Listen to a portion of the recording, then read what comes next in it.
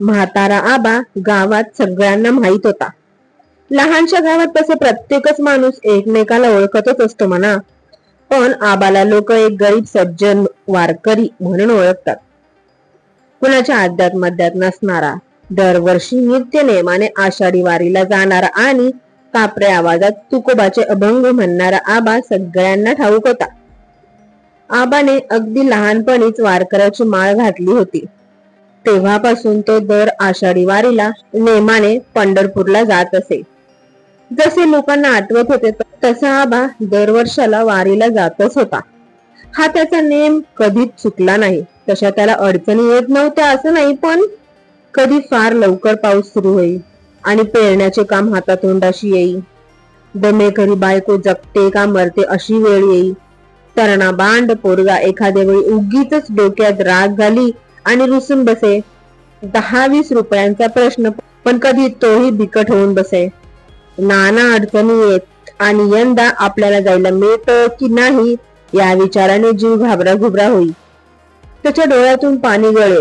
सारखे विठोबाचे पाय त्याला दिसत. पंढरीनाथाचे देदीप्यमान शिखर दृष्टीपुढे येई. या सुखाला आपण अंतरणार या भीतीने त्याच्या डोळ्यातून पाण्याच्या धारा लागत. ज्येष्ठ महिना उलटला की त्याच्या जीवाची उलघाल सुरू होई. पण या सगळ्या अडचणी कशा ना कशा तरी दूर होत असत. नाना परीने खटपट करून तो त्या बाजूला सारे आणि पालख्यांबरोबर पंढरीच्या वाटेला निघे. एका हातात पताका, खांद्यावर पडशी अशा वेशात म्हातारा दिंडी बरोबर निघे. पंढरपूरचे शिखर पुन्हा डोळ्यांना दिसले म्हणजे त्याचा गळा दाटून येई. डोळ्यातले पाणी पुशीत पुशीत तो हात जोडे आणि म्हणे, पांडुरंगा, या वेळेला तरी तुझी गाठभेट झाली. आता तुझ्या मनात असलं तर पुन्हा भेटवशील. परत आला म्हणजे आबा पंढरपूरच्या गोष्टी लोकांना सांगे, सगळ्यांना प्रसाद दे. भजनासाठी जमलेल्या लोकांना म्हणे, जन्माला यावं आणि पंढरपूर बघावं, विठोबाचं दर्शन घ्यावं. कितीदा तरी गेलो तरी अजून जावंसच वाटतं. भजनासाठी आबाच्या घरी गोळा झालेल्या मंडळींपैकी कुणी फारसं पंढरपूरला गेलेलं नसे. लोक नुसती मान हलवीत, म्हणत, खरं हाय आबा, खरं हाय, एक वार जायला पाहिजे पंढरपूरला. मी गड्या अजून चुकवली नाही खेप, आबा अभिमानाने सांगत असे. आज 40-50 वर्ष झाली. नेम म्हणजे नेमच होय की. आबाचं काम समजा वेगळंच. ते काय नेम धरला म्हणजे धरलाच. भजन करायला येणाऱ्या या मंडळीत असे उद्गार निघत असत. मग आबाचा चेहरा देखील समाधानाने भरून येई. तो म्हणे, अरे हा नियम आहे, मरस्तवर चुकवायचा नाही. मेल्यावर सुधीक माझी हाडं चंद्रभागेतच पडतील, दुसरीला कुठं नाही जायची. आणि असं बोलताना त्याच्या डोळ्यातून घळा पाणी वाहू लागे. माळ्याच्या तुकारामाने नुकतीच माळ घातली होती. आबाच्या भजनात तो अधूनमधून येत होता. पण खरे म्हणजे देवाचे नाव घेण्यापेक्षा घटकाभर वेळ जातो म्हणून तो येत होता. तो मोठ्या चैन्यागडी होता. हे बोलणे नेहमी ऐकून आपणही एकदा पंढरपूरला गेले पाहिजे असं त्याला वाटू लागलं. अशीच बोलणी एकदा चालली तेव्हा त्यालाही इथाळ आला. तो म्हणाला, आबा, या वर्षाला मी बी येणार तुमच्या संगत पंढरपूर बघायला. लय मजा असती म्हण. आबा आश्चर्याने म्हणाला, मजा कसली ग? वा, एवढी मोठी 1,50,000 माणसं जमतात, जत्रा भरती, मग काय गंमतच असेल की. नाटक हाय, सिनेमा हाय, झालं तर ते गड्या काय माहित नाही. आबाने गाळाला हात लावला व म्हटलं, मी तसल्या भानगडीत नसतो. अंघोळ, देवदर्शन, कीर्तन, बास, या पलीकडे मला काय माहित नाही. असं कसं होईल? आता 50 वर्ष जाताय तुम्ही म्हणला तरी बघितलं तर असेल की जिवंत मगर असती म्हणत. काय मला माहित नाही गड्या. आणि 6-6 आण्यात फोटो काढत्यात, सर्कस असती, अंगाला अंग चिकटलेल्या बहिणी दाखवतात म्हण. सांगितलं ना तुला, मला काही यातलं ठाव नाही म्हणून. तुकाराम पुढे काही बोललाच नाही. पण मनातून त्याला आबाचे बोलणे तितकेसे काही पटले नाही. जत्रेला जायचे आणि या गोष्टी पाहायच्या नाहीत म्हणजे काय? अंघोळ, देवदर्शन, कीर्तन या गोष्टी करायला नको कोण म्हणतं? पण मागाहून जीव रमवला इकडं तिकडं तर बिघडतं कुठं? ते काही नाही. यंदा आपणही आबा बरोबर पंढरपूरला जायचं आणि या सगळ्या गोष्टी पाहायच्या आणि वारीचं पुण्य देखील साधायचं. 4 दिवस जीवाची करमणूकही होईलच. म्हणून तो मनाशी घोकीत राहिला. यंदा वारीला जायचं ही गोष्ट मनात घोळवीतच राहिला तो. आषाढ आला तसा तुकाराम आठवण ठेवून आबाकडे आला आणि म्हणाला, आबा, हाय ना जायची तयारी? तर काही अडचण निघाली या? आबा पोथीची पूजा करीत होता. त्याने सर्वांगावर मुद्रा लावल्या होत्या. गळ्यातील तुळशीची माळ हाताच्या बोटात धरून तो जप करीत होता.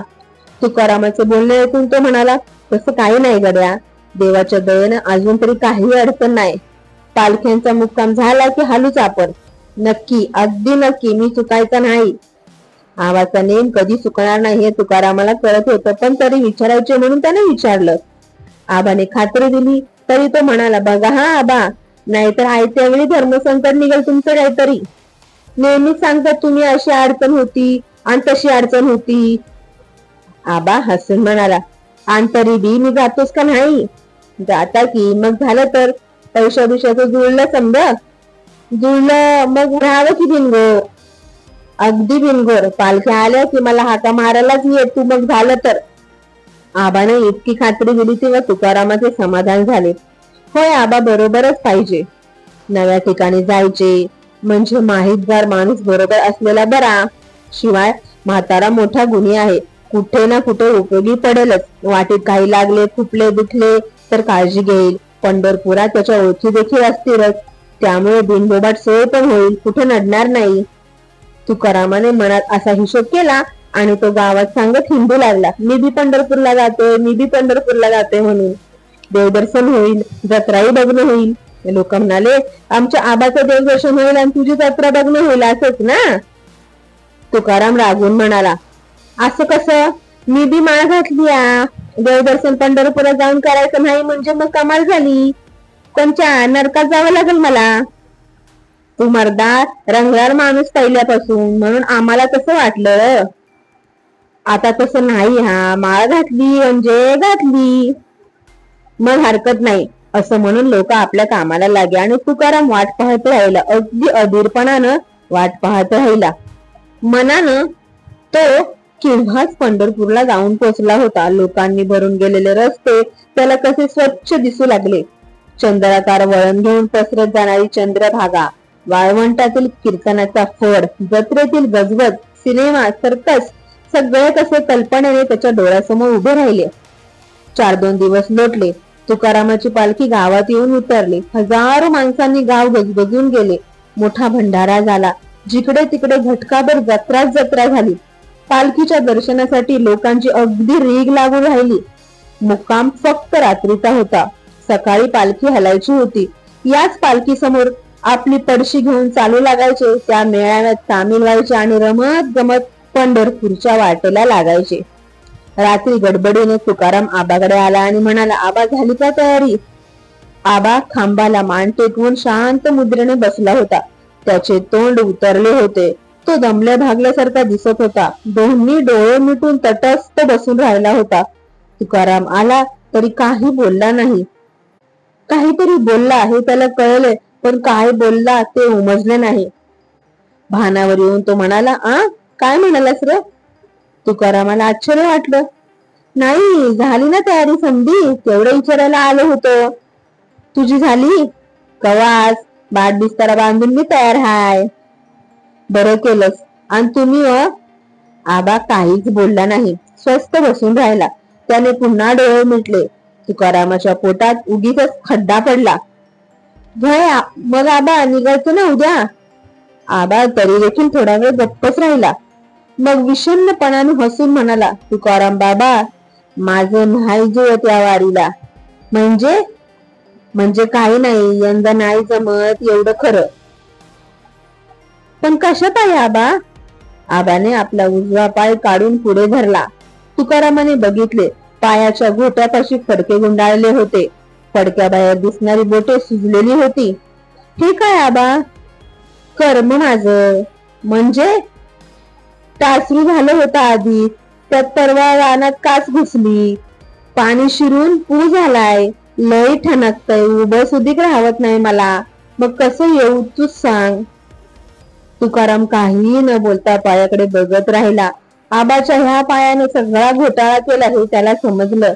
आबाचा वारीचा नेम निदान या खेपेला तरी मोडणार हेही त्याला समजलं. का कुणास ठाऊक, पण त्याला उगीच बरं वाटलं. जेव्हा तेव्हा आपल्या नेमाची कथा सांगतो काय, आता घे म्हणावं, देवानेच तुझी खोड मोडली. तुकारामाच्या मनात उगीच असे विचार आले, पण वरकरणी तो हळहळत म्हणाला, आबा काय हे कधी न होणारी गोष्ट झाली, आता तुमची वारी कशी होणार? आबा शांतपणे म्हणाला, देवाचीच मर्जी.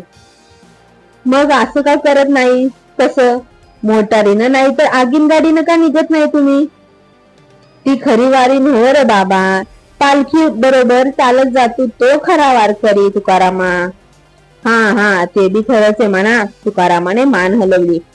पण एखाद्या वक्ताला काय हरकत आहे, त्याला पैसा लागतो गड्या, भाड्याचे पैसे मी कुठनं आणू र?